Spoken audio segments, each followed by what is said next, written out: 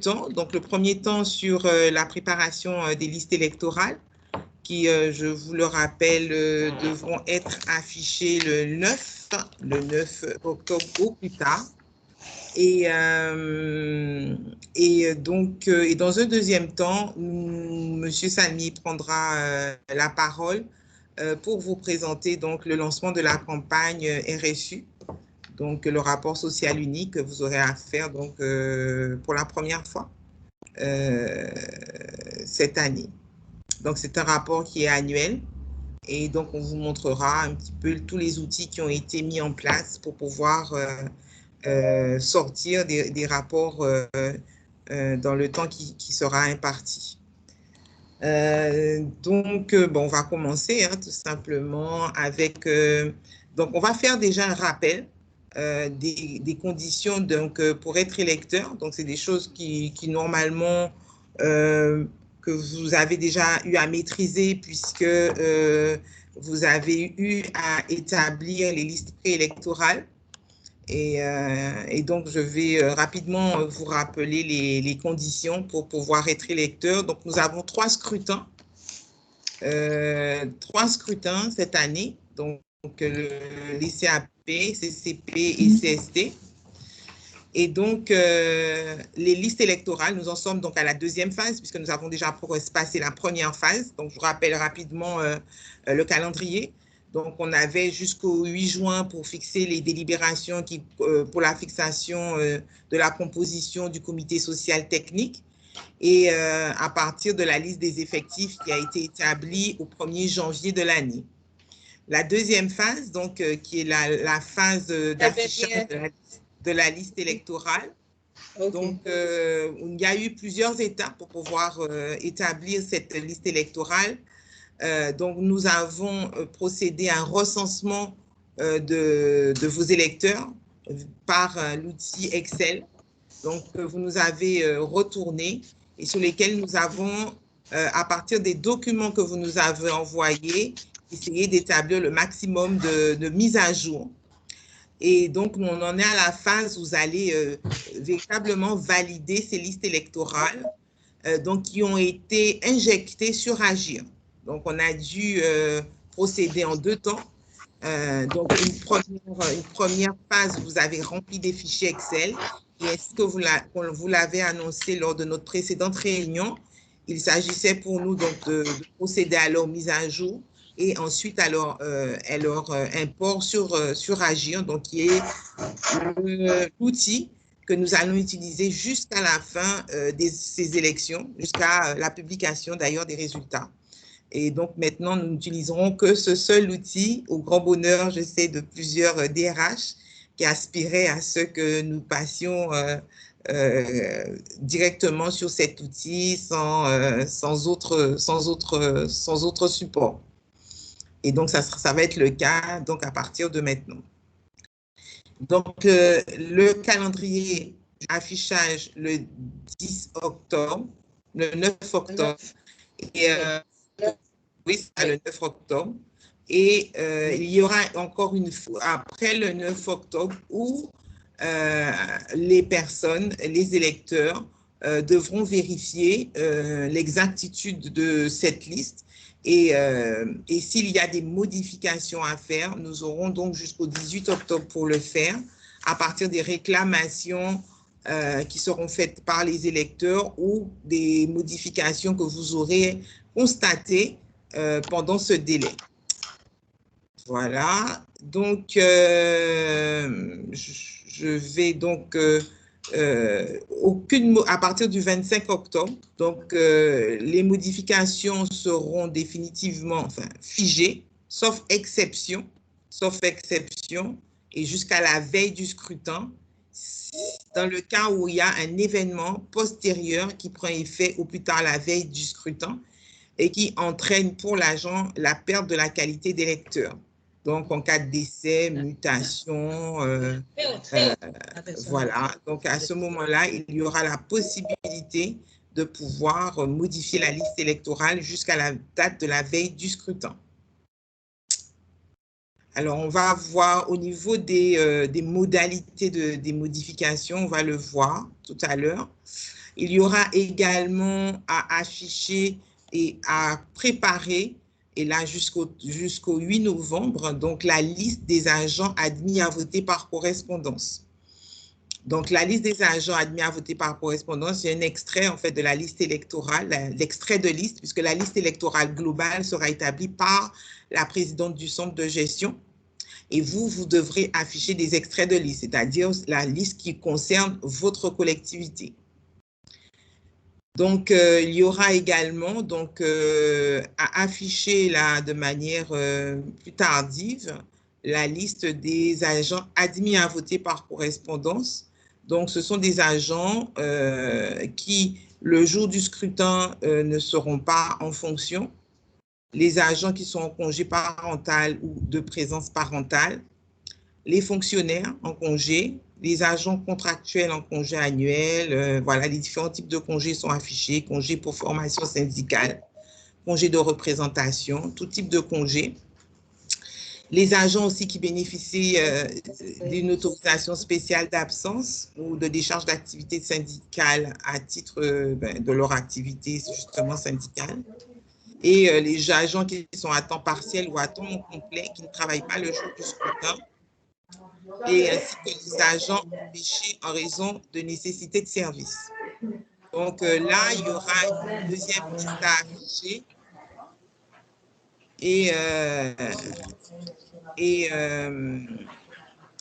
jusqu'au 8 novembre et des rectifications seront apportées jusqu'au 13 novembre. Donc en fait, ce sont des choses, ce sont juste des rappels. Pour la qualité des lecteurs, vous pourrez vous référer aux documents qu'on vous a mis sur le site internet du centre de gestion si vous avez des doutes sur la qualité des lecteurs d'un agent. Donc, en principe, sont électeurs en CAP les fonctionnaires titulaires. Donc, de ce point de vue-là, ce sont des piqûres de rappel. Hein. Vous devez vous positionner d'avance sur la date du 8 décembre et considérer les agents dont vous êtes sûr, c'est vrai qu'il y a toujours une zone d'incertitude, dont vous êtes sûr qu'ils auront la qualité de fonctionnaire titulaire le jour de l'élection. Donc, quelques rappels en fonction des positions administratives des agents. Les fonctionnaires mis à disposition sont électeurs dans leur collectivité d'origine pour les CAP.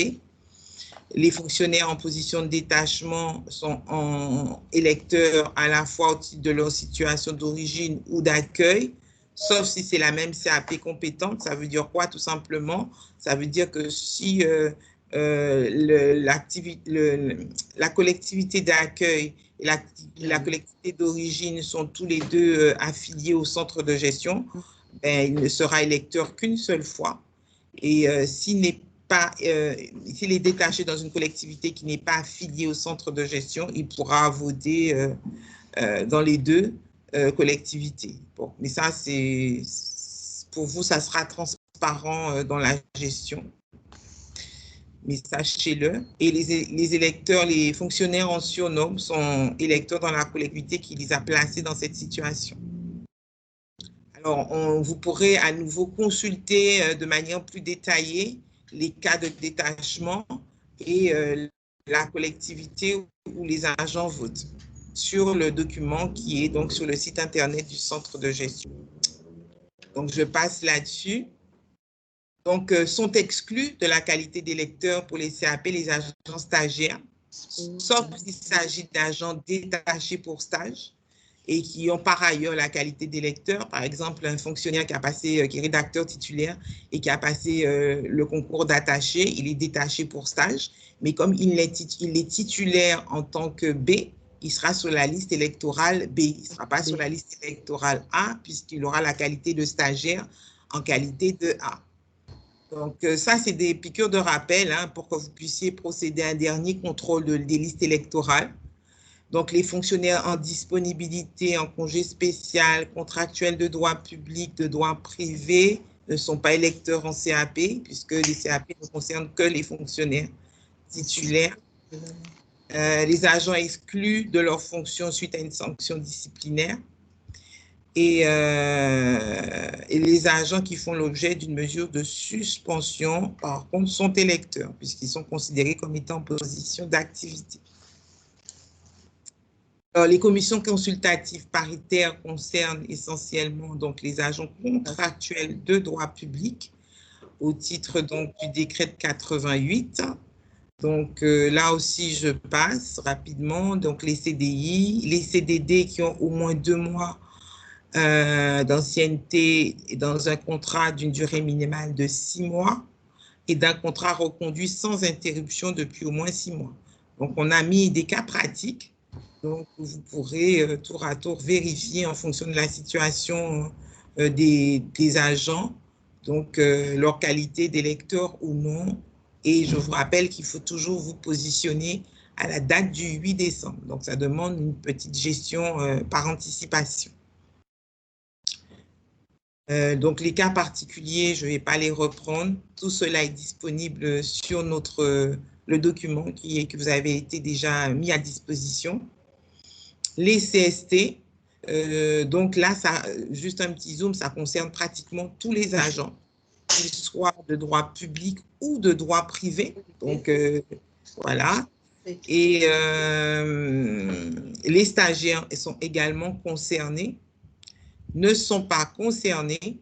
Donc, les agents qui n'exercent pas leurs fonctions dans la collectivité, qui sont détachés auprès d'une autre administration, contrairement au CAP. Les agents exclus en congé spécial, les contractuels en congé rémunéré ou suspendu, en disponibilité, en absence de service fait ou sous contrat de droit civique, de service civique. Voilà. Alors, la liste électorale, donc l'extrait de liste sera dressé donc par l'autorité. La liste électorale est dressée par l'autorité territoriale organisatrice, en l'espèce le centre de gestion. Donc, nous mettrons donc toutes ces informations, donc le nom et précédé du sexe, le nom de naissance, les prénoms, la catégorie, le grade, l'emploi, la collectivité d'affectation. Alors, pourquoi? Pourquoi je le précise? Non seulement parce que ça doit figurer sur la liste électorale, mais ce sont des éléments que nous demanderons de bien vouloir vérifier. Donc, le nom d'usage, le nom de naissance, le prénom, la catégorie. Alors, vous verrez hein, qu'Agir pré-rempli, ce sont des listes, les listes déroulantes. Donc, Agir pré-rempli toutes ces données. Donc, si vous avez un doute sur la catégorie d'un grade, soyez rassurés, Agir les mettra d'office. Et voilà, la collectivité d'affectation de services, là, et ça sera connecté lorsque vous allez vous connecter sur le compte de votre collectivité. Voilà pour ce qui concerne les rappels sur la qualité des lecteurs. Je ne sais pas si à ce stade, vous avez quelques petites interrogations ou des doutes ou des questions, ou si tout est OK pour vous.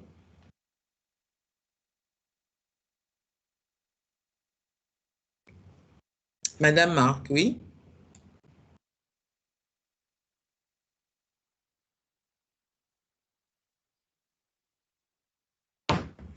Peut-être ouvrir le micro. Vous pouvez ouvrir votre micro, madame. On ne vous entend pas, je ne sais pas pourquoi.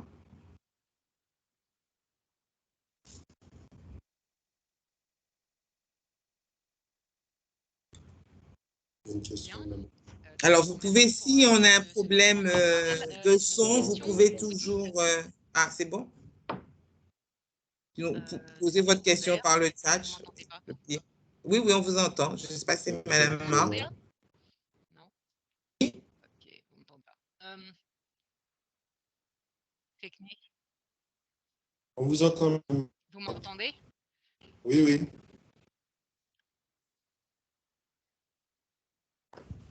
D'accord. Ah, très bien. Oui, ben, déjà, bonjour à tous et puis merci. J'ai une question. Vous dites que la liste, elle était établie donc par la présidente.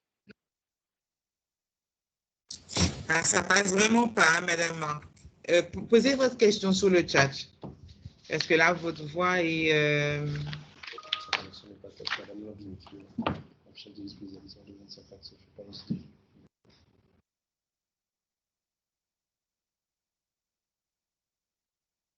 Alors, l'affichage, alors je prends la question de Madame Lambinet. L'affichage des listes pour les établissements de moins de 50 se fait au CDG ou dans l'établissement.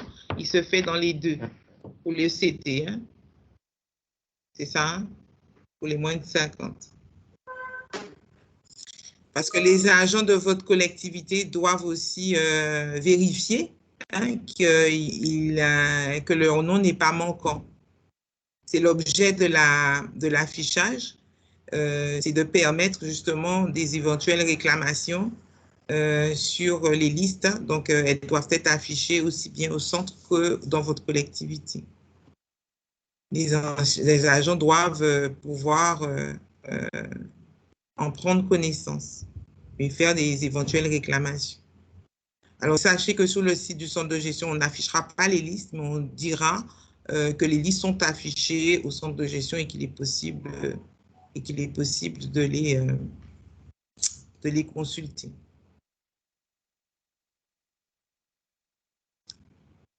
Alors, Madame Marc, est-ce que vous pouvez poser votre question sur le chat?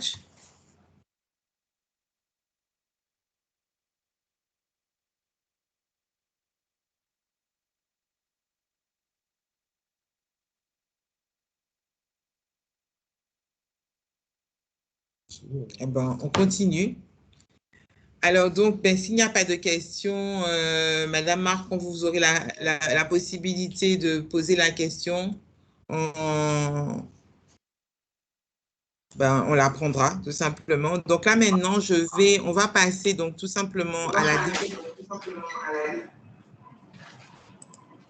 la démo Agir, hein, qui est extrêmement simple, comme vous allez pouvoir le constater. Donc, on avait insisté lors de notre réunion sur le fait que chaque agent devait désormais, pour des raisons de RGPD, avoir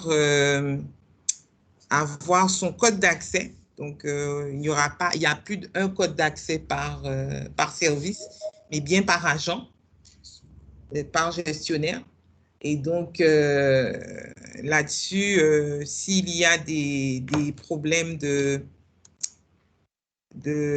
code, n'hésitez pas à envoyer un message à votre gestionnaire qui fera suivre au service NTIC. Voilà. Comment? Je tiens quand même pour rappeler que vous êtes quand même autonome dans la création des comptes gestionnaires. Hein. Chaque DRH a reçu une procédure pour l'accompagner dans la création des comptes des gestionnaires.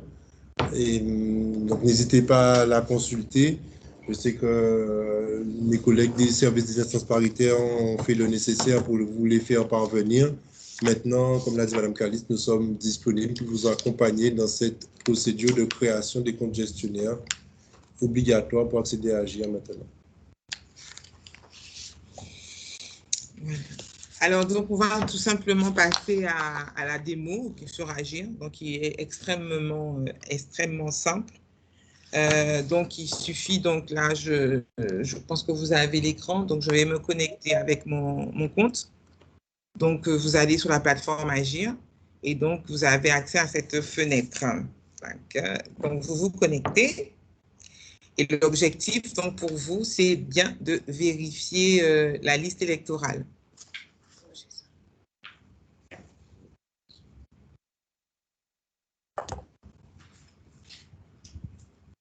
Donc, vous validez, tout simplement. Alors, bon, moi, je vais faire une petite manipulation pour me mettre dans ma collectivité test.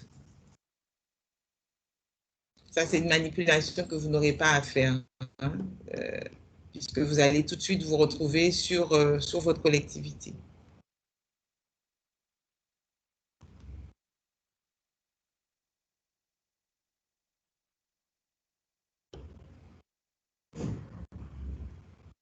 Donc, vous allez directement vous retrouver donc, sur votre collectivité et vous aurez cet écran. Et donc, vous allez procéder à la vérification de la liste électorale en utilisant élection CAP. Alors, il faut savoir que c'est une base de données qui concerne uniquement les CAP et qui ne modifie pas la base dans laquelle vous avez déjà créé des agents. Parce qu'il y a des agents que vous avez créés qui ne sont pas électeurs, mais qui sont cependant bien agents de votre structure. Donc, vous allez cliquer sur préparation de la liste électorale. Et donc, vous allez retrouver tous les agents qui ont été injectés sur Agir, importés donc sur Agir via votre liste électorale. Voilà.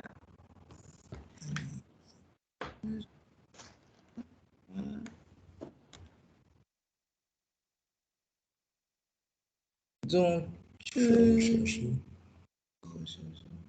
ça, c'est une catégorie. oui, oui, oui.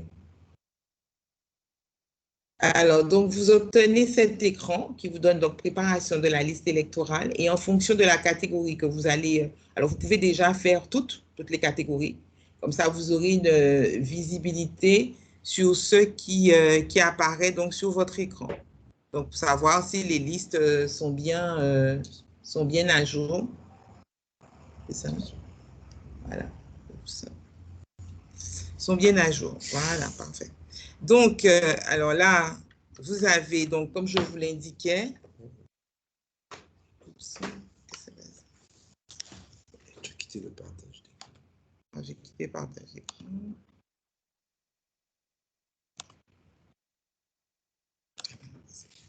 Donc, vous avez, donc, comme je vous l'indiquais, donc la liste des agents. Donc, nous, on n'en a mis que quelques-uns hein, pour assurer la démonstration.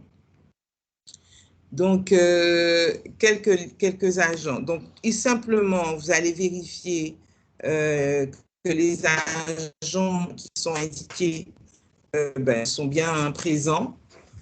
S'il y a des modifications à apporter, donc vous allez tout simplement cliquer sur, je ne sais pas si vous le voyez, à l'écran, vous allez tout simplement cliquer sur le bouton modifier, qui est ce petit bouton qui ressemble à un stylo. Vous cliquez dessus et vous allez donc tout simplement procéder à la modification des données. Donc, vous avez le nom de l'agent, donc Monsieur Dupont, Jacques, etc., qui appartient à telle ou telle collectivité. Et vous allez donc modifier la donnée à modifier. Et ensuite, vous allez cliquer Mettre à jour. Ça, c'est simple, franchement. Vous aurez peut-être des agents dont vous devrez, que vous devrez supprimer. D'accord? Donc, vous allez également donc, vous positionner sur cet agent et procéder à la suppression. Donc, vous allez vous mettre face au nom de l'agent, vous avez une petite poubelle et vous allez supprimer l'agent.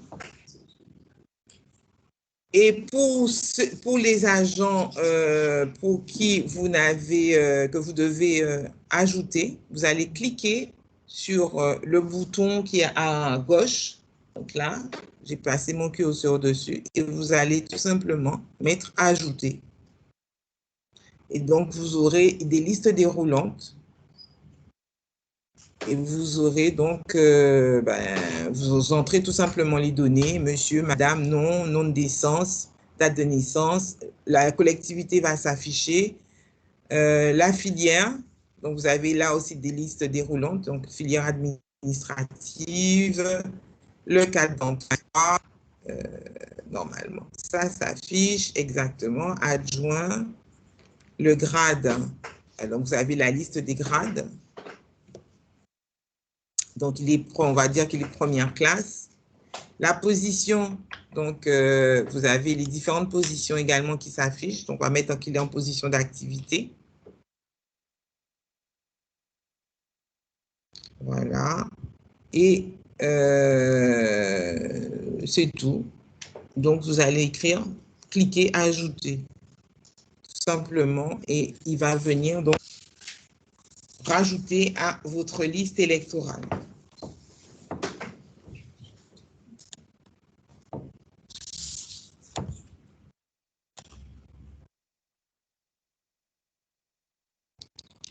Donc, c'est vraiment très, très intuitif et très, très simple.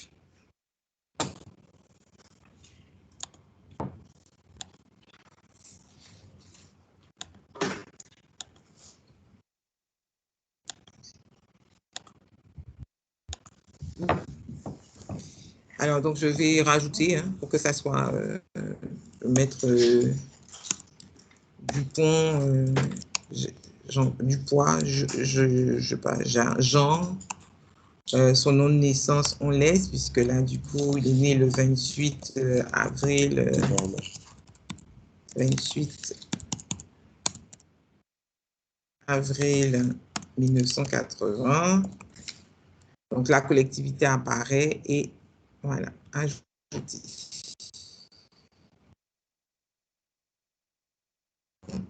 Donc, il s'est rajouté. Alors, la dernière chose que l'option qu'on va vous montrer, qui est très, très simple aussi, donc vous avez la possibilité d'imprimer le document afin de faire également une modification, où vous pouvez également transférer les documents sur Excel.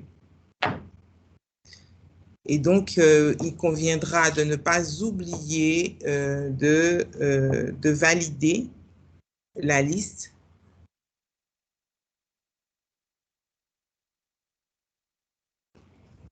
pour que toutes ces modifications puissent être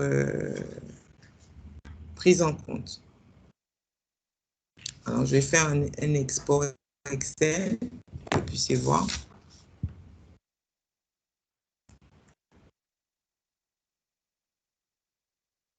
Oups, pardon. On reprend l'export. Alors, évidemment, pour les listes, les CAP, vous ferez un export par catégorie pour avoir une visibilité, puisque les listes électorales pour les CAP sont établies par catégorie. Pour les CCP, ce n'est pas établi par catégorie pour ce scrutin, puisque, comme je vous rappelle, ils ont supprimé, ouais, j'ai pas mis la catégorie. Et j'ai pas de site, voilà. Export site. Il ne verra pas le fichier Excel. Il va partager le fichier Excel. Je partage que le fichier. Ah, ok. Je vais faire partager. Donc, je vais vous partager le fichier Excel pour que vous puissiez voir le résultat.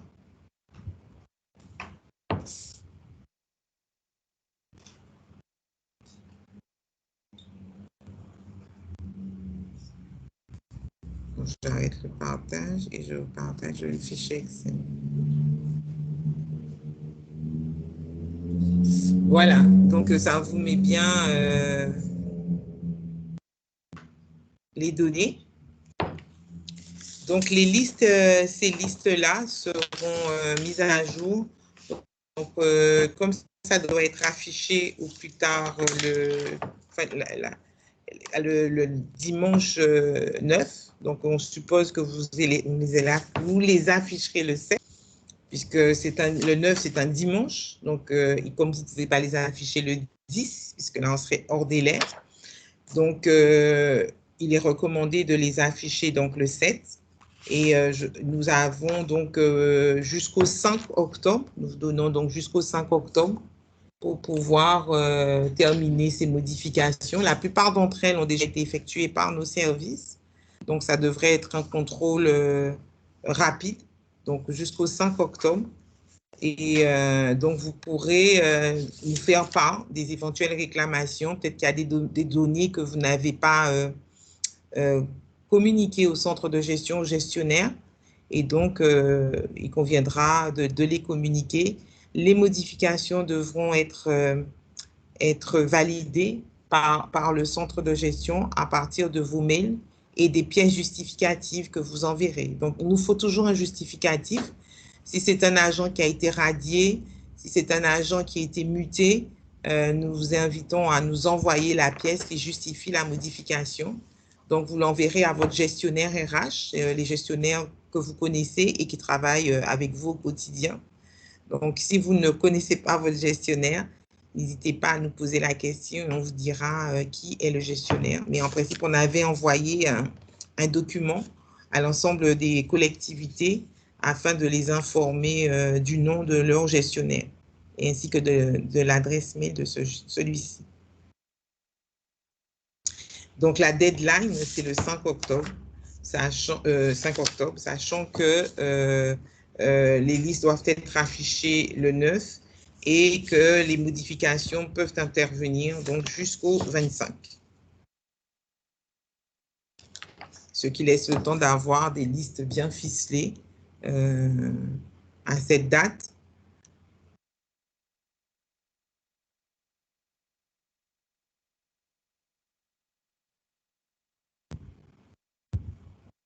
Voilà. Voilà ce que nous souhaitions partager rapidement avec vous. C'est vraiment très, très simple, mais il faut quand même que vous en ayez connaissance et que vous sachiez où aller et comment procéder à ces modifications ou ces ajouts. C'est pour ça qu'on a choisi finalement la formule du webinaire parce que ça paraissait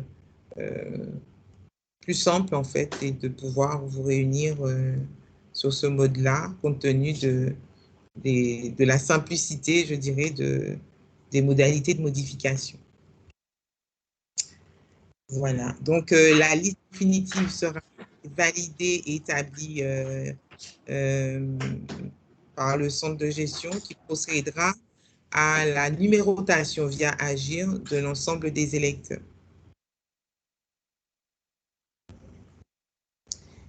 J'en ai terminé. Une question, Madame qui a pu rédiger sa question. Oui. Alors, la liste est établie par la présidente du centre de gestion. Ma question est comment faire l'extrait? L'extrait, vous l'obtenez tout simplement en exportant le fichier Excel ou Word. Donc, vous avez, dès lors que les listes sont finalisées, vous aurez accès via Agir à votre extrait. En fait, pour vous, ça correspond à votre liste électorale, mais pour nous, c'est considéré comme un extrait. Tout simplement. Et comment faire l'extrait? Y aura-t-il des agents PEC qui viennent d'arriver? PEC, c'est quoi? Y aura-t-il les agents PEC? L'abréviation signifie...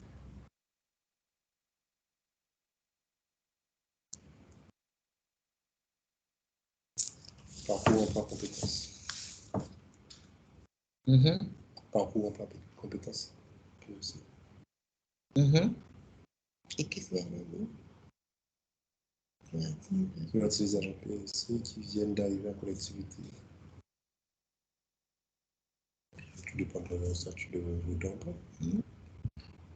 Alors, autres questions, les agents détachés pour stage doivent-ils être en position détachée? Alors, non. Pour les CAP, ils sont considérés comme étant titulaires. Donc, nous, ce qui compte pour nous, c'est leur qualité d'agent titulaire. La qualité d'agent détaché, c'est même pas détaché pour stage, ce qui est pas le même... qui n'est pas tout à fait la même position que détaché tout court. Eux, ils sont détachés pour stage. Donc, pour les élections CAP, non, il faut les mettre en activité parce que c'est le grade sur lequel ils sont titulaires et donc qui compte pour les CAP. Voilà. Alors, autre question. OK. Alors, les parcours, alors les contrats de droit privé, s'ils ont la qualité d'électeur le jour du scrutin, oui, il faut les mettre.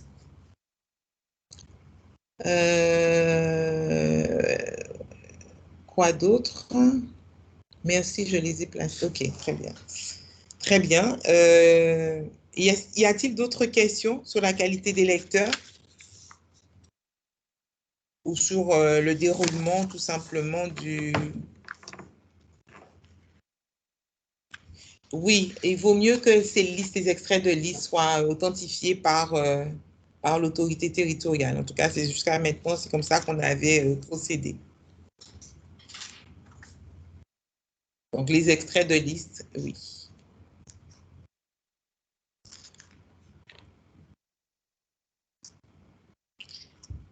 OK, d'autres questions? Donc, on les prend sur le chat, là, donc.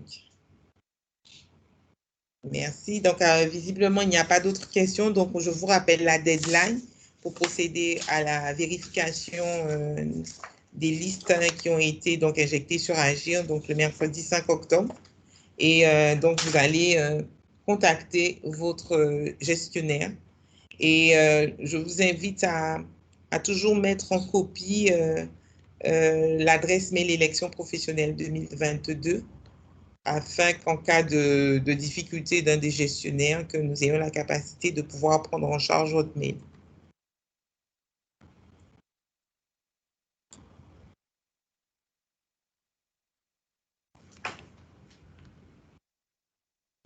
Alors, nous allons arrêter les listes électorales. C'est la présidente du centre de gestion qui va arrêter le nombre d'électeurs, mais vous pouvez effectivement, sur vos extraits, indiquer le nombre d'électeurs figurant sur cette liste. Mais c'est bien la présidente du centre qui arrête le nombre d'électeurs. Ça, c'est pour répondre à une question de Madame Marc.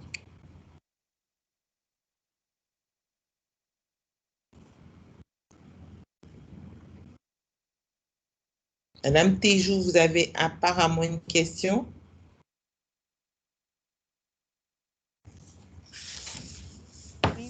Oui, bonjour. Bonjour. À tous. Oui, j'ai une question. C'était concernant donc les agents qui sont stagiaires, en fait, qui étaient rédacteurs et qui sont stagiaires dans le cadre d'emploi des attachés. Donc, à la date du scrutin, donc c'était pour savoir est-ce qu'ils vont voter dans l'ancien grade, enfin dans la CAPB, ou alors, comme ils sont stagiaires, ils ne votent pas du tout. C'est ça. Ils ne vont pas voter. Alors, et s'ils ont encore la qualité de stagiaire attachée, ça, on l'a dit au début, s'ils ont encore la qualité de stagiaire au 8 décembre, ils voteront en catégorie B. Puisque, d'accord. Voilà. Ils D'accord, ne très bien. voteront Je pas en savais catégorie pas. A. Voilà. Alors, voilà. D'accord. D'accord, mais très Parce bien, que merci. votent en CAP les fonctionnaires titulaires. Et D'accord. donc, ils sont titulaires du grade de rédacteur, donc ils seront sur la catégorie B, la liste électorale de la catégorie B. Très bien, c'est noté. Merci beaucoup.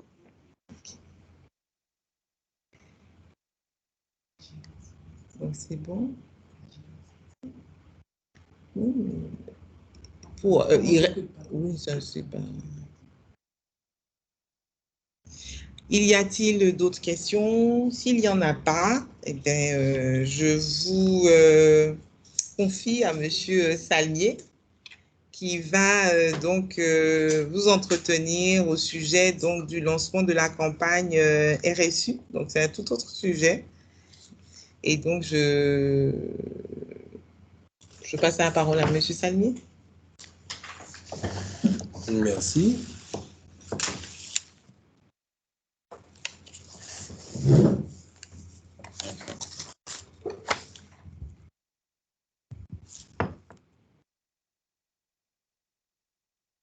Juste le temps de démarrer l'affichage de mon support de présentation. Bonjour à tous. Donc, comme l'a dit Madame Caliste, nous avons profité de l'occasion pour vous réunir compte tenu des délais et des outils offerts pour les réunions en visioconférence. Donc, un premier point a été fait sur la procédure de mise à jour des listes et je prends donc la parole pour une séance de questions-réponses, hein, on va l'appeler comme ça, autour de la campagne de collecte du bilan social.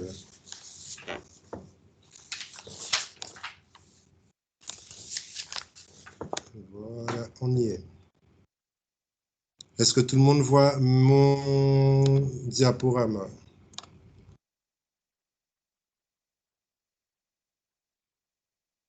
Il n'y a pas de réponse, donc je suppose que c'est bon. Alors, sur le même concept que, le même concept que Mme Carliste, n'hésitez pas à poser vos questions directement sur le chat ou alors pour ceux dont la qualité de réseau le permet, en activant vos micros. Donc, pour rappel, hein, le rapport social unique, depuis donc, la loi du 6 août 2019, la loi numéro 2019-829, instaure le rapport social unique qui veut que les administrations élaborent chaque année un rapport social unique rassemblant les éléments et données à partir desquels sont établies les lignes directrices de gestion déterminant la stratégie pluriannuelle de pilotage des ressources humaines.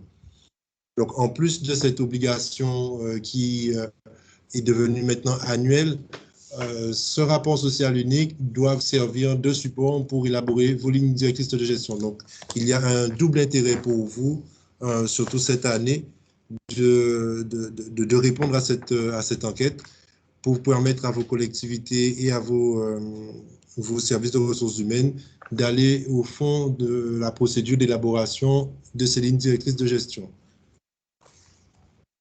Ce décret fixe aussi la création de la base de données sociales qui doit permettre justement d'alimenter le dialogue social avec vos organisations syndicales et les représentants du personnel. Et chaque collectivité et établissement public affilié à un centre de gestion adresse les données dont il dispose au moyen d'un portail numérique. Donc, c'est ce portail que nous allons vous proposer et qui est utilisé depuis la campagne 2021, accessible via le lien que vous avez à l'écran, bs.données-sociales.fr. Vous retrouverez ce lien depuis notre site internet dans la rubrique Emploi, un article consacré à l'élaboration du rapport social unique 2021. Intègre ce lien et vous pourrez directement accéder à l'application. En termes de rétroplanning, donc, cette application a été mise en ligne en juillet, en retard dans le lancement dû au piratage des serveurs du CIG Versailles, donc le centre de gestion qui impulse et administre cet outil. Donc, depuis le début d'année, ils ont été victimes d'une cyberattaque. Vous êtes censé savoir que ce contexte de post-crise sanitaire a ouvert j'ai envie de dire, certaines failles des systèmes d'exploitation et les pirates en profitent. Donc, j'en profite pour faire une petite parenthèse à votre niveau, au niveau de vos services des ressources humaines et vos services informatiques respectifs. Soyez vigilants, il y a une recrudescence des attaques de ce type et nous ne sommes pas à l'abri, bien que petit territoire, mais nous ne sommes pas à l'abri de ces cyberattaquants. Donc, lancement tardif, mais lancement quand même depuis le mois de juillet 2022 de l'application de collecte des données sociales. Et la DGCL a bien intégré ce retard pris dans le rétro-planning, puisque cette année, la date limite de transmission des rapports sociaux a été définie au 30 novembre 2022. Avec un affichage, donc une présentation, pardon, en comité technique en décembre, et un affichage dans vos collectivités via le site internet ou par tout autre moyen, au plus tard le 31 décembre 2022.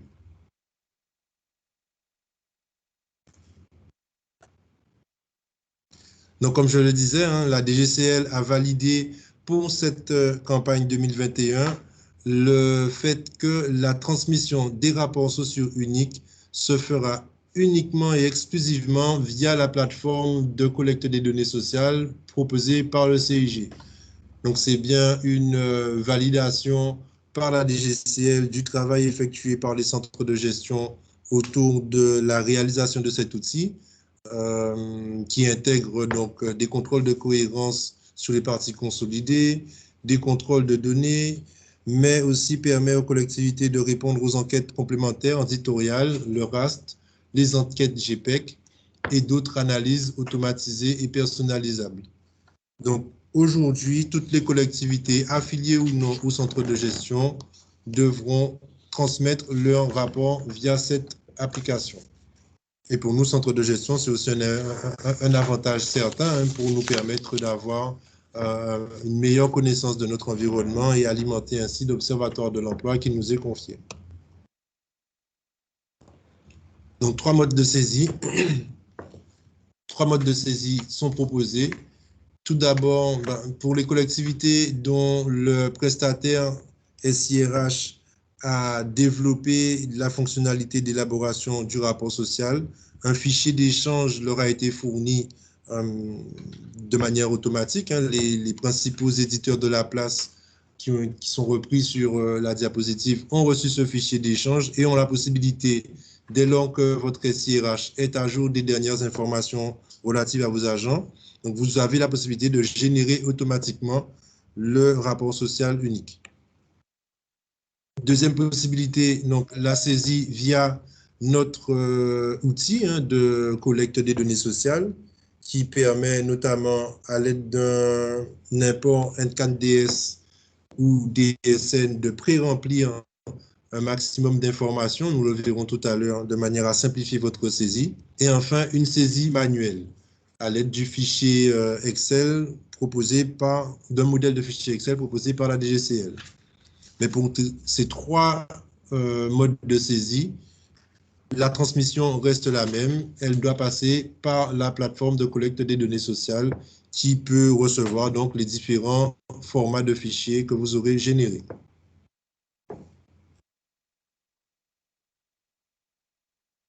Je peux rentrer dans la salle? Oui, j'ai fait rentrer.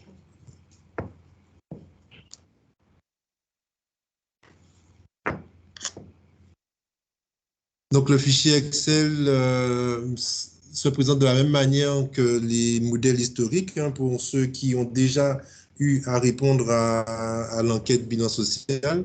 Donc, il peut être complété directement à l'extérieur de l'application pour être de nouveau importé. Toutefois, il n'y a pas de contrôle de cohérence sur ce fichier.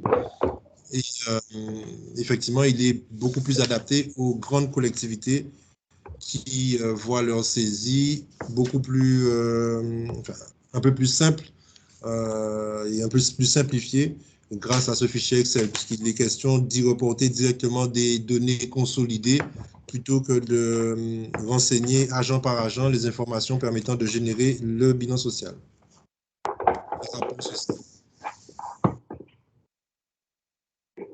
L'application de collecte des données sociales, donc, comme je l'ai dit, hein,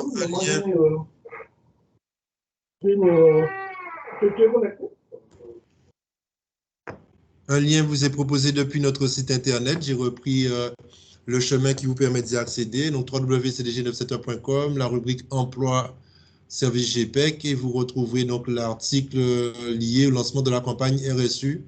Vous pouvez y accéder aussi directement en vous connectant à l'adresse données-social.fr.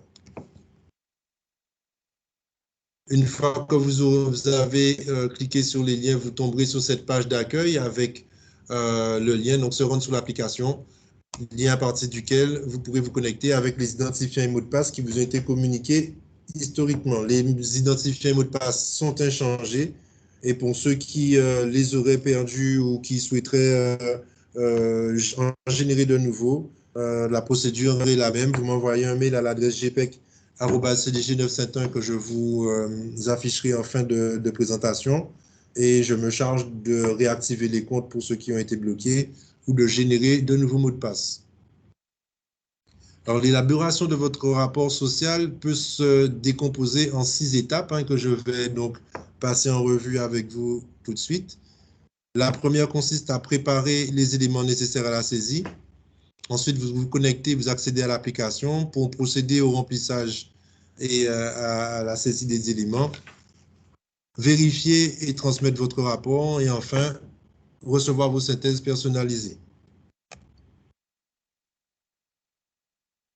Donc, pour préparer les éléments nécessaires à la saisie, le guide disponible sur notre site comporte en pages 16 et 17 un référentiel des éléments dont vous aurez besoin pour réaliser votre saisie. Sur cet article, j'y ai aussi intégré une notice intégrant une description des indicateurs composant ce rapport social unique. Donc, vous verrez pour chaque indicateur un nom et un code, une finalité, des critères de ventilation et croisement à opérer, des définitions et éléments de contexte, et bien souvent un lien, un renvoi vers la fac du RSU qui est aussi disponible depuis l'article de lancement mis en ligne sur notre site Internet. Donc, avec ces éléments, ça vous permet en fait tout simplement de préparer votre saisie plutôt que de sécher question par question devant votre écran. Vous pouvez collationner et rassembler l'ensemble des informations qui sont décrites dans la notice des indicateurs pour vous permettre de passer directement à la saisie.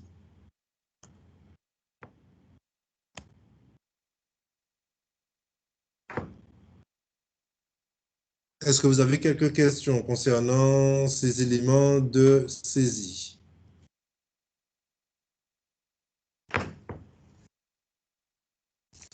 Pas de questions, donc on va continuer directement à la deuxième phase qui consiste à accéder à l'application de collecte des données sociales.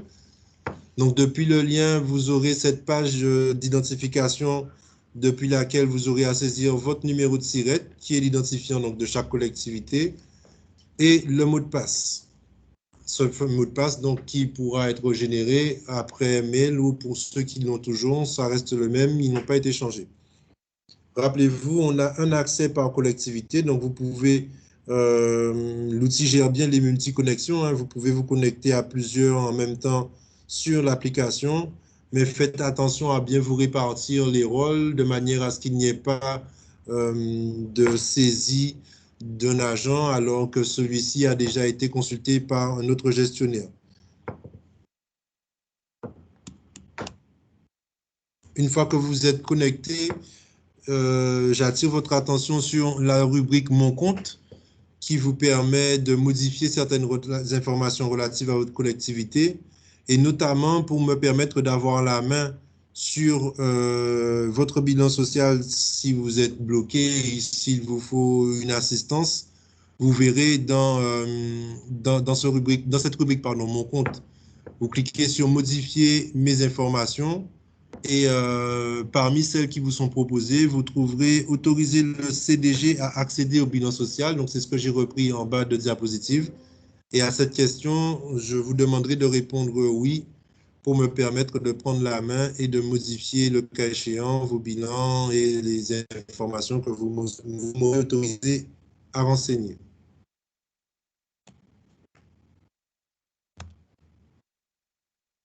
Donc, pour ceux et celles qui choisiraient de saisir directement depuis notre plateforme, l'outil intègre un pré-remplissage via les N4DS ou les DSN des collectivités qui sont déjà passées à la DSN.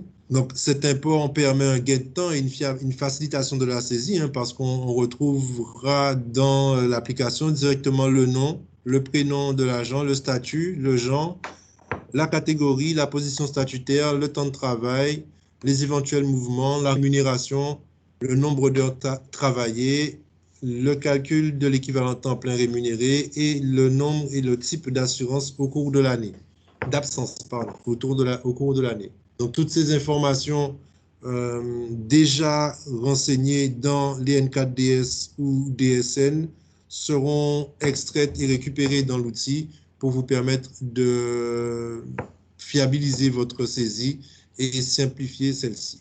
Donc, n'hésitez pas à choisir cette fonctionnalité qui est très pratique et très facilitante dans la saisie.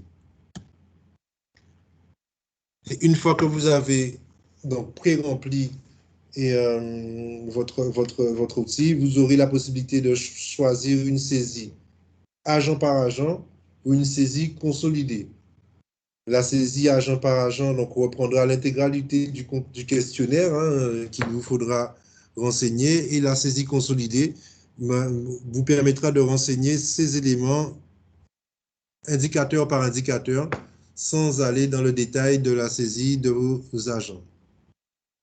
Alors, je vois une question de Madame Marc. Y aura-t-il une fusion avec les éléments déjà saisis au rapport 2021 sur les données 2020? Alors, il n'y a pas de fusion, puisque, hormis les éléments précédents, hein, ceux pré-remplis lors de l'import de la N4DS, il n'y a pas d'éléments qui restent, enfin, en tout cas, peu d'éléments resteront valables d'une année à l'autre. Donc, la saisie recommence à zéro. Néanmoins, l'outil permet d'élaborer une comparaison sur plusieurs années à partir des éléments saisis précédemment. Mais en aucun cas, l'outil reprendra les éléments saisis précédemment pour pré-remplir l'enquête. Le pré-remplissage ne se fait que via l'import de N4DS ou de DSN.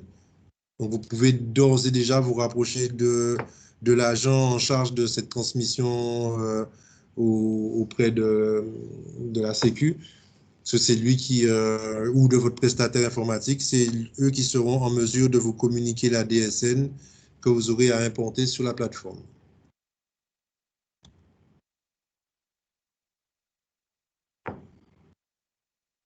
Alors, une fois que vous avez choisi votre mode de saisie, hein, c'est là où vous aurez à renseigner les informations et à répondre à la collecte. Pour mémoire, j'ai pas mis les captures. Pour mémoire, vous avez des barres de progression qui vous permettent de suivre en temps réel votre saisie. Et cette saisie se fait de manière vraiment très simplifiée grâce à un outil ergonomique. Alors, je ne sais pas si parmi les participants à la réunion du jour, certains ont déjà commencé ou ont participé à la collecte 2021. Si vous pouviez nous faire un petit retour d'expérience et éventuellement présenter les écueils que vous avez rencontrés lors de votre prise en main, c'est le moment.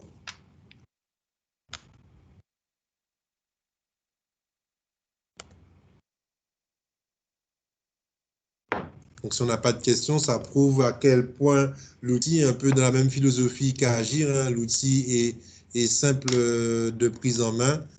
Vous répondez au fur et à mesure des questions en choisissant l'agent concerné et à la fin, les contrôles et les indicateurs de cohérence vous permettent de vérifier directement si une erreur s'est glissée dans la saisie.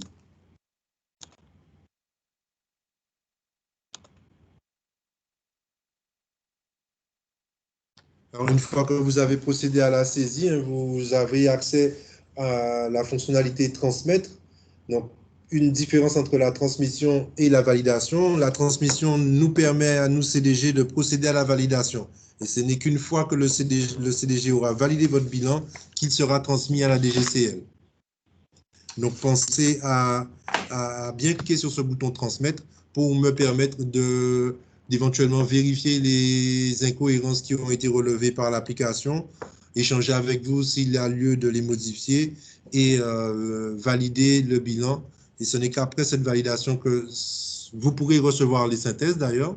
Ce sont ces synthèses que vous présenterez en comité social technique pour validation. Et ce n'est qu'à ce moment-là donc, que la DGCL pourra y accéder via la plateforme.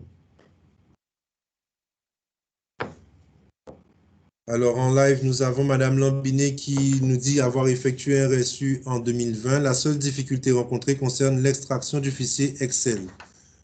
Donc, le fichier Excel qui vous permet de générer les synthèses à présenter en comité technique. Effectivement, dans certains cas, je me souviens que l'an dernier, on ne pouvait pas régénérer le fichier Excel. Donc, il fallait une réinitialisation pour permettre d'afficher la synthèse. Normalement, ça a été corrigé par les développeurs de l'application, mais nous verrons au moment opportun si l'outil fonctionne correctement et quel accompagnement pourra être fait. Mais en tout cas, c'est une erreur qui avait été identifiée l'an dernier. Madame Marc indique qu'en 2021, ça a été fait, mais très long, car il y a aussi les formations, les absences maladie, accident de travail, beaucoup d'informations manquantes et à saisir agent par agent. Et oui, effectivement, ce sont des enquêtes complètes qui permettent d'alimenter le débat au Conseil supérieur de la fonction publique. Hein. Il faut bien y voir la finalité. Donc, mieux on connaît notre environnement et mieux les décisions prises sont faites en connaissance de cause. Donc, les informations relatives à la formation et aux absences maladie sont importantes, d'où la nécessité pour vous, ou en tout cas la facilité offerte par l'import de N4DS, N4DS qui reprennent ces informations, donc qui simplifie d'autant votre saisie. Alors, on a une première pour Madame Sandrine, donc bienvenue dans l'expérience. Hein.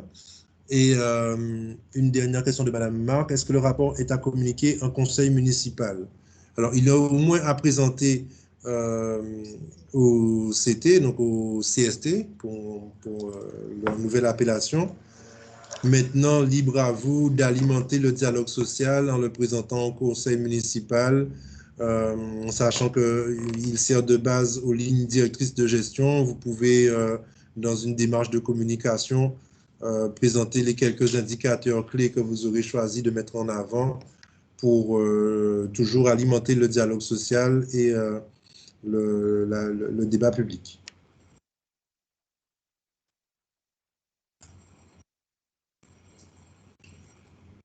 Est-ce que vous avez d'autres questions?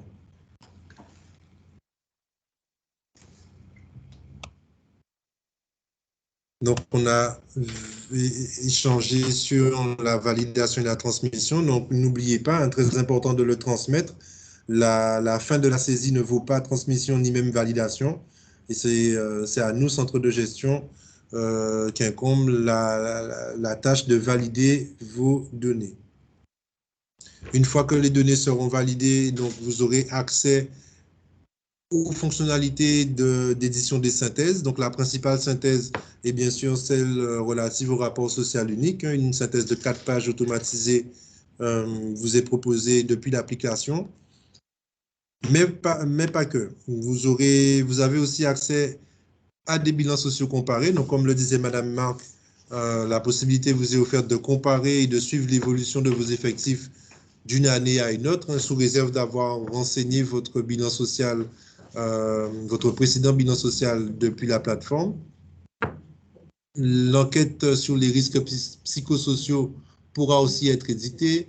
L'enquête sur l'égalité homme-femme, le RAST, donc sur la sécurité et les conditions de travail, l'enquête éditoriale, l'enquête absentéisme, des fiches repères, des synthèses groupées. Enfin voilà, l'intérêt de cette collecte des données sociales, c'est qu'une fois que celle-ci est effectuée, vous aurez la possibilité de générer tout un tas de synthèses pour vous permettre d'optimiser votre gestion des ressources humaines. Et je n'ai même pas identifié dans cette liste, mais un lien avec l'édition des lignes directrices de gestion, comme nous en avons parlé précédemment, un lien avec cet outil proposé par le CIG Versailles, et les indicateurs que vous aurez identifiés seront repris.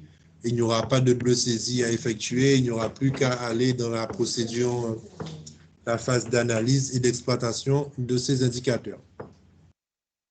Donc, beaucoup d'avantages, très peu d'inconvénients pour ce qui est des retours qui ont été faits. Hein. L'outil est vraiment très ergonome. Une seule connexion Internet vous est nécessaire pour y accéder. Vous pouvez donc vous connecter de partout, hein, en ces temps où le télétravail est en train de s'imposer à nous. Donc, une simplicité d'accès et des indicateurs qui ont été construits par des groupes de travail validés par la DGCL. Donc, d'autant de raisons pour inciter à l'utilisation de cet outil. Afin de vous accompagner à la saisie, donc, depuis l'article mis en ligne sur notre site internet, vous retrouvez un lien vers la foire aux questions du RSU.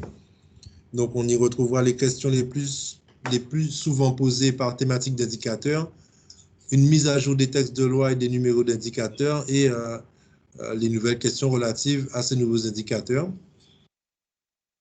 Toujours depuis notre article en ligne, donc depuis notre site, un guide préparatoire aux données du RSU. Donc, ce guide nous reprend donc les principaux indicateurs regroupés par 10 thématiques, les données agents et les données collectivités. Donc, n'hésitez pas à consulter ces documents avant de vous lancer dans la saisie. Cela vous permettra d'y voir un peu plus clair quant à la masse d'informations à préparer et à avoir sous le coude lors de la saisie.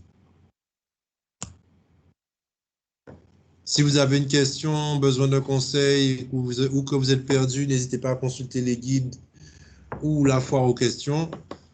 Mais malgré tout cela, le service GPEC du centre de gestion reste à votre disposition via l'adresse email gpec@cdg971.com.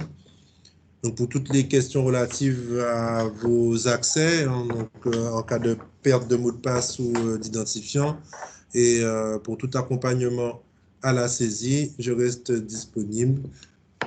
Privilégiez le mail, puisque c'est vrai que c'est un moyen le plus direct de nous contacter.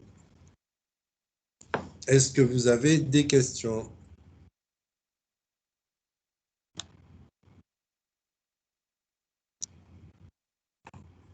Est-ce que la présentation vous a paru claire?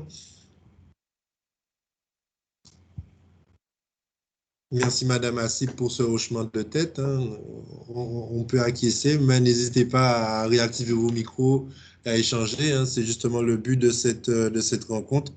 Échanger sur la prise en main de l'outil et les éventuelles difficultés que vous aurez ou que vous avez rencontrées. Donc, Madame Lambinet confirme qu'il n'y a pas de questions parce que c'était très clair. Bonjour. Oui. Bonjour, Sandra Paul Joseph, DRH à la ville du Gosier. En fait, nous avons effectivement commencé la saisie.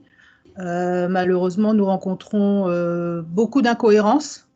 Donc, on est en ce moment en train de revoir toutes ces incohérences pour pouvoir valider le RSU. D'accord. Vous faites la saisie via la plateforme de collecte des données sociales que nous avons mise à disposition. D'accord. Oui, tout à fait. Et c'est un choix stratégique ou, puisqu'au Gosier, il me semble que vous avez un SIRH, vous auriez pu extraire directement de celui-ci? On est extrait, mais malheureusement, il y a pas mal d'incohérences qui sont apparues. Une fois que vous l'avez déposé, l'outil a remonté des incohérences. Voilà, tout à fait. Ok, bon, c'est le but, justement, des contrôles de cohérence qui ont été développés pour nous permettre d'avoir une information le plus fiable possible et exploiter au mieux vos résultats. Donc, n'hésitez pas à revenir vers moi si vous n'arrivez pas à accéder à certains éléments et à vérifier donc ces cohérences. Ok, merci.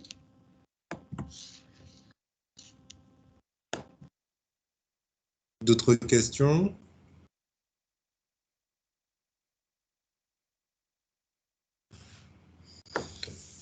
Là, j'ai envie de vous dire bon travaux. Alors, un rappel des échéances pour ce qui est du bilan social. La plateforme sera en ligne, parce que c'est vrai que ce n'est pas comme dans le cadre des élections professionnelles où les délais sont fermes.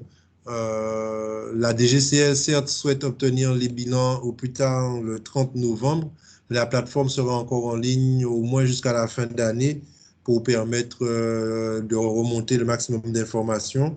Mais voilà, l'échéance à retenir reste le 30 novembre pour la diffusion et la validation de votre bilan et la présentation en comité technique courant décembre.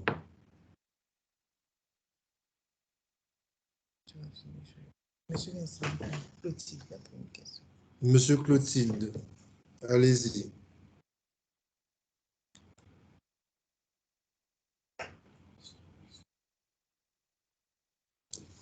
Monsieur Clotilde a demandé la main. Est-ce que je vais vérifier si nous avons une question posée sur le chat. A priori, non. Bonjour à tous. Oui. Alors, ma question, elle va être, c'est que le synopsis de personnes. Vous m'entendez? Pas très bien, allez-y. Allô, allô? Oui, là, c'est mieux.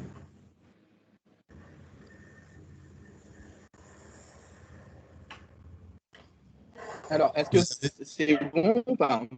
Vous m'entendez? Alors, on vous entend, mais c'est saccadé. Je pense que votre connexion n'est pas au mieux de sa forme, on dira. N'hésitez pas à rédiger votre question directement sur le chat de notre visio. Parce qu'on vous entend, mais c'est saccadé, donc on risque de ne pas percevoir l'intégralité de votre question.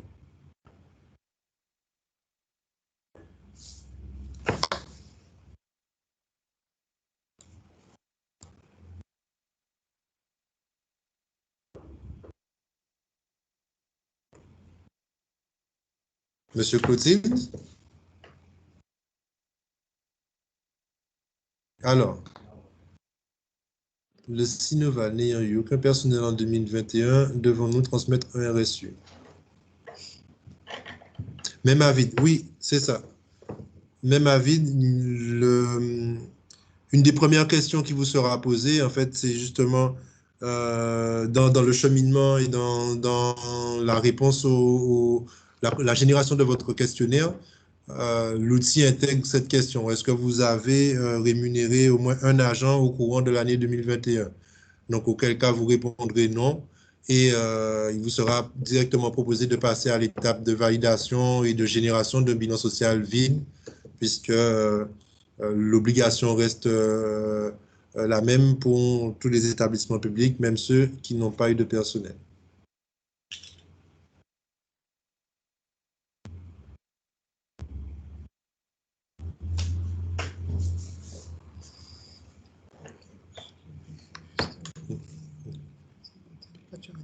Donc, je repasse la parole à Madame Caliste. Merci de votre attention. Bons travaux à vous et n'hésitez pas à nous contacter pour tout accompagnement. Nous vous remercions pour votre participation qui est quand même assez importante. Donc, nos prochains rendez-vous, juste pour vous dire que nous allons faire une rencontre sur le même mode webinaire pour faire le point sur la liste des candidats et le matériel de vote. Donc, ce sera une information ponctuelle où on va vous accompagner effectivement sur le contrôle des listes des candidats et ainsi que sur les modalités de transmission du matériel de vote. Et puis, nous avons un prochain rendez-vous, je pense qu'on peut déjà l'annoncer, en octobre, là, sur un tout autre sujet, mais qui concerne évidemment les RH, donc sur la réforme des instances médicales. Donc, nous allons vous donner des informations, ça sera vers la mi-octobre, où nous allons donc effectivement faire le point sur cette fameuse réforme des instances médicales qui a donné lieu à la création du Conseil médical unique. Et cela modifie un certain nombre de process entre les collectivités et le centre de gestion. Donc, nous ferons un point sur cette réglementation ainsi que sur les modifications en termes de procédures administratives entre les collectivités et le centre de gestion. Donc, ce rendez-vous-là aura lieu en présentiel.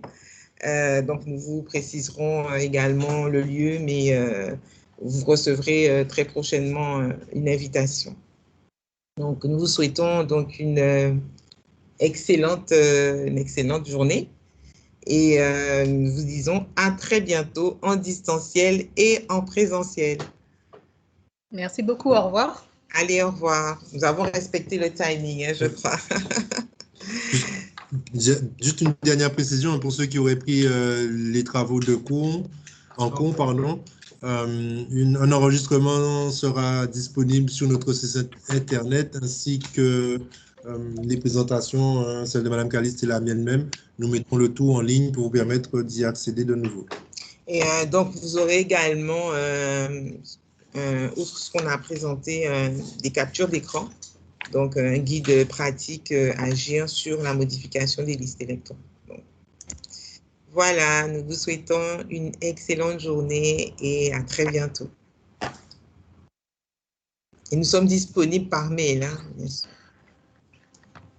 Au revoir. Au revoir.